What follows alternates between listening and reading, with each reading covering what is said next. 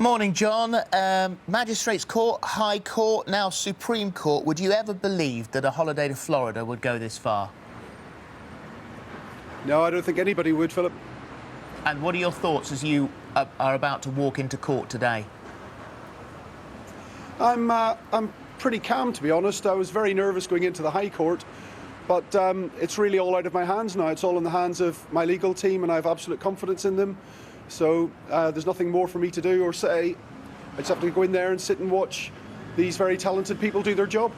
And John, part of the reason why you're going there today also is because you have this concern that actually under the law as it stands at the moment, that some parents could be fined or penalised for keeping their children off who are also ill, not just for holiday. Am I right?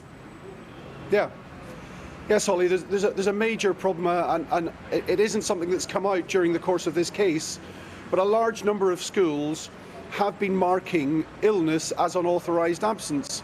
They're asking parents to provide proof that a child has been ill by way of a letter from a GP. And parents who don't provide that, when they've been requested it by the school, get that child's absence marked as unauthorised. And given that we're here today, and the issue is every unauthorised absence, or any unauthorised absence, a criminal offence, we could, if we lose here today, see a situation where parents who can't prove that their child is ill, and it gets marked as unauthorised absence, will have committed a criminal offence. And as far as the local council are concerned, the Isle of Wight Council, I mean, they fought you tooth and nail right the way through the court system. This is about as far as you can go now. You've successfully managed to unpick this bit by bit, but what sort of a reaction have you had from parents? Well, I've got a Facebook page after the High Court case. I was inundated with friend requests and messages, thousands and thousands of them. So I set up a Facebook page just so that I could try to communicate with parents en masse rather than on a message-by-message basis. And there's now 18,000 followers, and some of the posts I put on are seen by 1.2 million people.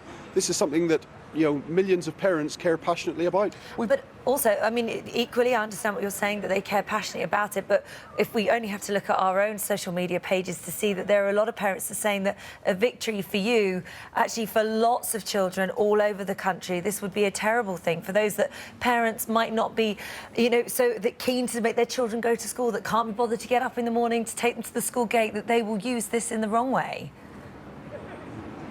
That's the Toby Young argument, isn't it, Holly? You rightly pointed out when Toby raised this when I was last on with you, that this ruling will not affect those parents in the slightest. There's nothing about this case that will protect somebody whose child does not attend school regularly. Regular attendance at school has been a legal requirement since 1944. There's nothing about this case that will protect parents whose children don't attend school regularly. So the two scenarios now, what happens if you win? If I win, I go home and become anonymous again, and that's the end of it. If you lose? If I lose, then any day that a child misses in school will be a criminal offence. I will have to remove my daughter from her primary school that she loves and privately educate her, because children in private education are exempt from this legislation. All right. Thank you, John. We'll obviously be watching very carefully and very closely to see what happens today and in the future. But I know you've got to race into court now, so thank you for joining us. Thank you.